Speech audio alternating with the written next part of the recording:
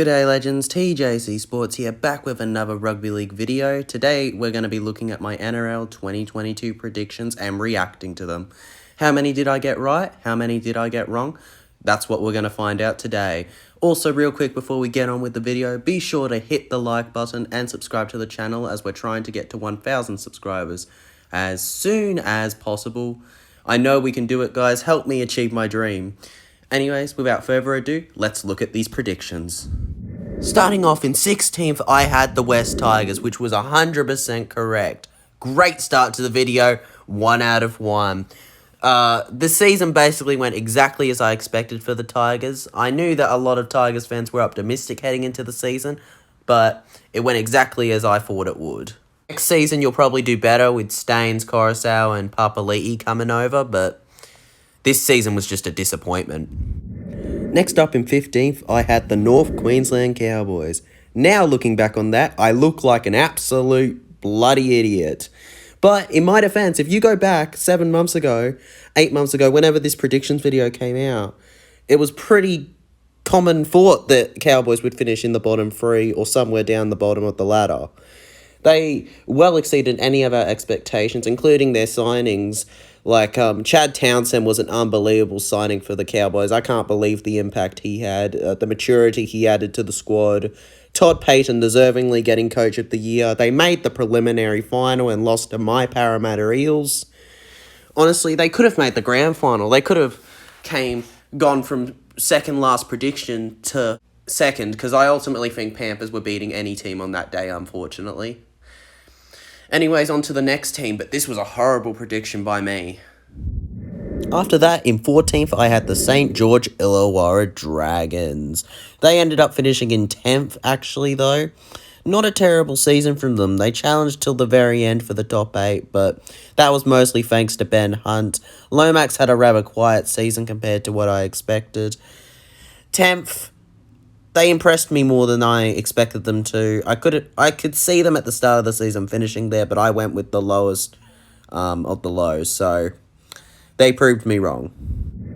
Exiting our bottom 3, I had the Newcastle Knights in 13th. In reality, they finished 1 place lower in 14th, so I was so close to predicting this one. They kind of had pretty much exactly the kind of season I expected. Nothing special at all. Ups and downs at points where they had a good win or two, but ultimately just a terrible season overall, as you can tell by them finishing in the bottom 3. They've got some great players, but ultimately they just didn't do anything this year. And my prediction is proven to be quite similar to what actually happened. After Newcastle Knights, in 12th, I had the New Zealand Warriors. Not a great prediction, this one. They ended up finishing 15th, kind of where I expected the Cowboys to. They had kind of the opposite season of how I predicted the Cowboys. Cowboys well exceeded my expectations, and Warriors well underachieved my expectations. At the end of the day, I don't think they're a horrible team. On their day, they're capable of some surprising results, but this was a disappointing season, and they were quite lucky not to get the wooden spoon, in my opinion. No disrespect to the Warriors. I like them a lot as a team, but this was just a disappointing season. And after that, in 11th, I had the Brisbane Broncos. I was right in a way. They didn't make the finals as I predicted, even though I thought that they could have. And if you watch the season, they really should have. It's just that final month, they completely screwed up their opportunity with a few, actually all of them basically, massive losses. Look, at the end of the day, though, they improved upon last season, and I expect them to really challenge for the 8 next season. I don't think that they'll fall apart like they did. Reece Walsh is a great addition, and I'll be looking forward to seeing how the Broncos do next season. So, overall, not a great prediction, but not a terrible prediction. Just above the Broncos in 10th, I had the Canberra Raiders. So, in a way, I was kind of right with my predictions, only it was actually 8th and 9th that the Raiders were 1 place above the Broncos. But let's not get into specifics. We're here to look at this specific prediction itself. It was an alright prediction. Raiders managed to just about leapfrog the Broncos into the finals, but they actually exceeded my expectations. I didn't think they would actually make finals, but they sure showed me wrong. They had a great run of form at the end of the season, only finishing it when my Parramatta Eels knocked them out to end their 2-week curse. Honestly, they should be proud of their season. They've got a good young team, and I could see a good future for them if they keep it up. And before we go into who I predicted in the finals, in ninth, I put the Canterbury Bankstown Bulldogs.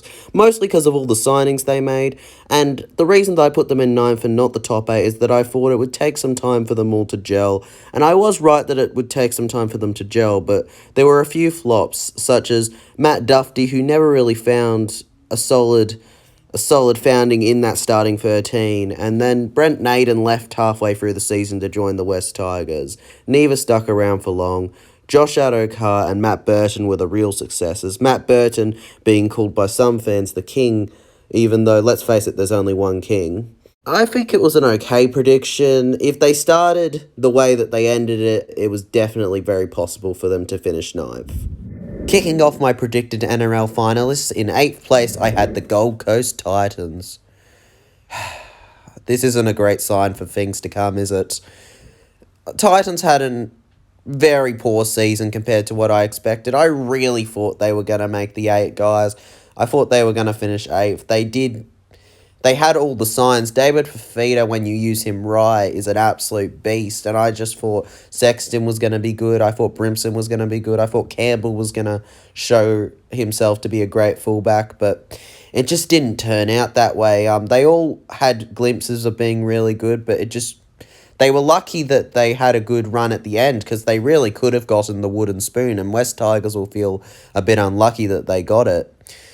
It was a good end to the season for the Titans, but ultimately quite a disappointing season. I really hope some of these other finals predictions are a bit better. In 7th, I had the Cronulla Sharks.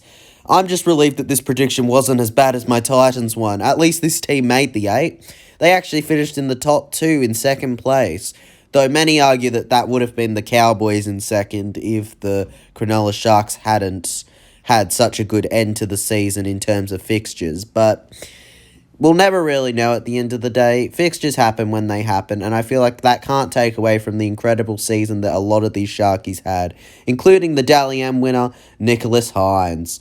He really deserves that. If it wasn't going to be Ben Hunt, I was very happy for it to be Nicholas Hines. Cronulla Sharks overall had a very good season that exceeded my expectations, even though I always had them as a dark horse and they proved that to be true. Cronulla Sharks in 7th, I'm going to say it was an okay prediction, considering that I was right about them making finals. And then in 6th place, we had my Parramatta Eels, who by far had one of the best seasons I've supported them for, making the NRL Grand Final and finishing 2 places above where I predicted them, where they ended up in 4th. My prediction for them, as you can see, was 6, but I'm very happy with how things turned out. I think it was a pretty fair prediction at the time, and still is a very good prediction overall. In 5th place, I had the South Sydney Rabbitohs.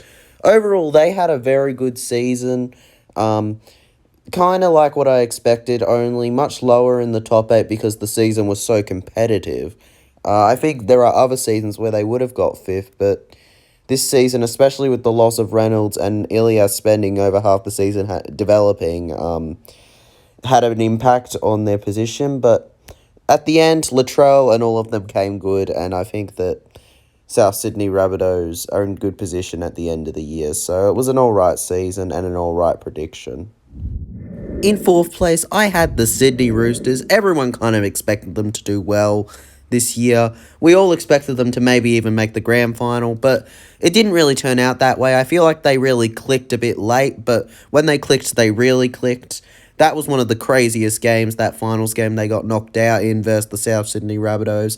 Not a bad season at all from the Roosters, but also not a terrific one. They finished in the lower of the top 8. It was an alright season from the Sydney Roosters. In 3rd place, I had the Manly Warringah Sea Eagles. Do I even have to say much? They finished in 11th, and everything that could have gone wrong went wrong. Terrible prediction by me and an absolute fail. In 2nd place, runners-up for the minor premiership, I had the Melbourne Storm. Instead, Melbourne decided to finish outside the top 4 for the first time since 2014. Massive move, a massive shock for me. I really expected them to easily get into the top 3. And to no one's surprise, in first place, I had the Penrith Panthers.